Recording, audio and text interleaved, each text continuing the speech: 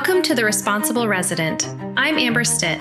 This podcast takes a common sense approach to financial decisions for physicians, breaking down complex topics into something clear, practical, and usable. Because you shouldn't have to have a finance degree to build financial freedom. So far, we've covered what disability insurance is and how these contracts work.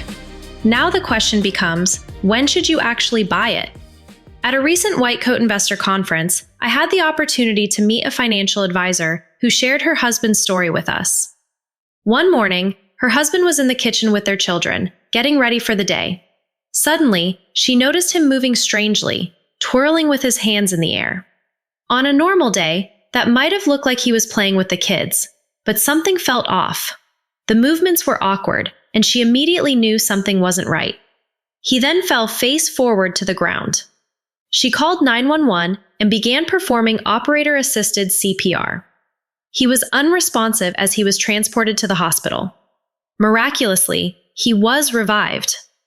What followed was a long and complex medical journey.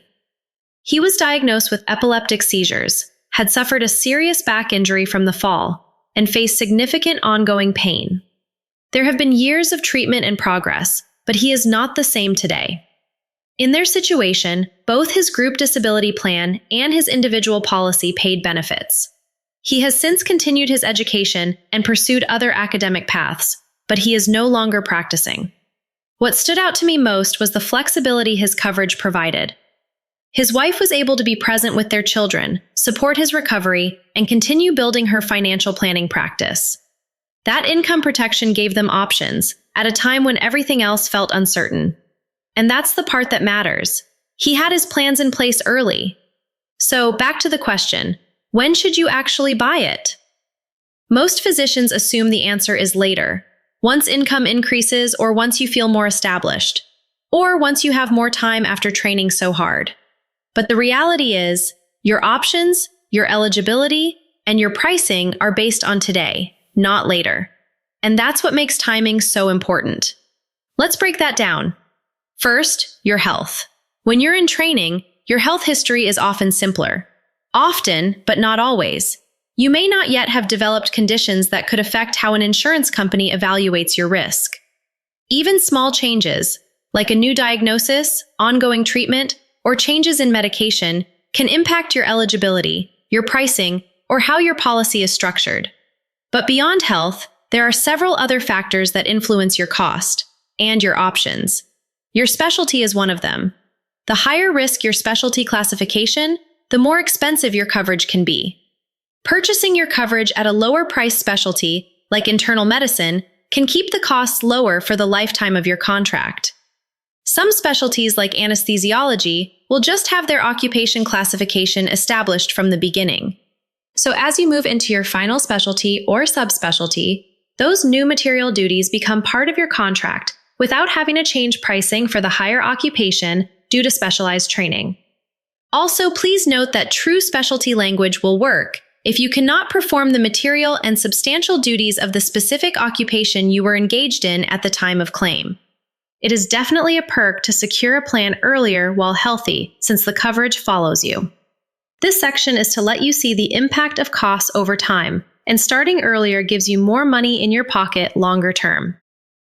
I'd like to take a second to tell you about a free medical professionals blueprint that I created with you in mind.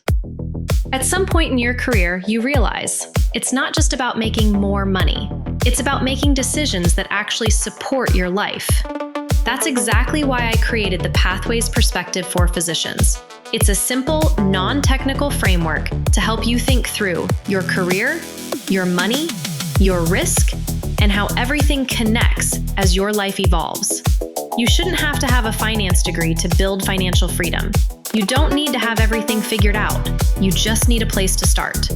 You can download the free Medical Professionals Blueprint at stittstrategies.com/blueprint. Your age is another factor. The younger you are when you purchase a policy, the lower your rates. And those rates are locked in for the life of the contract. Your initial contract will most likely be set up around $5,000 per monthly coverage. For example, if you lock that in at age 28, that will never change in price. There is about a 3 to 5% for each year you are older when you purchase additional coverage. As an attending, your additional units of coverage purchased during your increase will be at the attained age of purchase. This additional amount is layered onto the original that had the rate lock back at age 28 in this example. It is always better to buy as much as you can at the youngest age. Your state of residence also plays a role.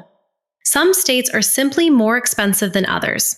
For example, California is currently one of the highest cost states, while many Midwest states tend to be more favorable from a pricing standpoint. There is a way to be forward-thinking on future costs too. Depending on the purchase option selected, some contracts will blend up or down if you move and purchase more in a different state. This is a big part of the contract design that I do with my clients.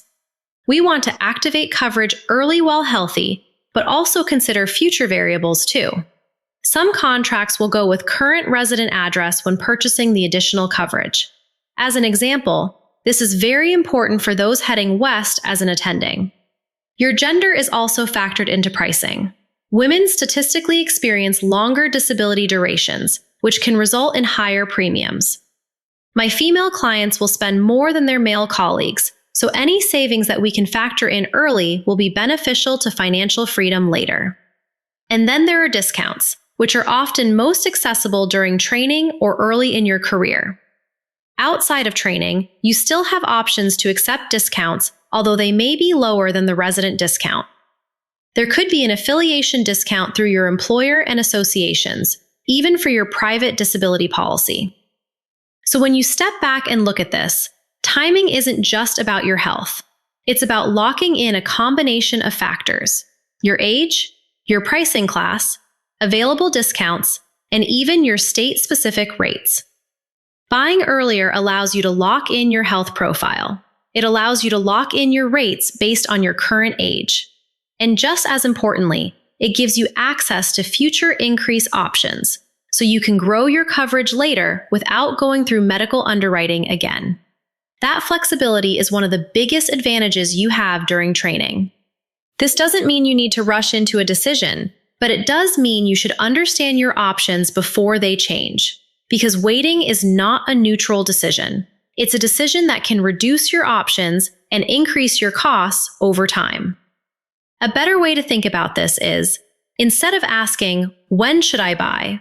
ask, "What can I lock in today that protects my future options?" In the next episode, we'll take this one step further and walk through the medical underwriting process, what's actually reviewed at the time of application, and how you can be proactive before you ever submit anything. Thanks for listening, and please be sure to give us a follow so you'll be notified when we release more educational content like today's podcast. If this episode helped you think a little more clearly about your next step, that's the goal. You don't need to have everything figured out, but you do need to take ownership and take a meaningful step forward today. Thanks for listening to The Responsible Resident.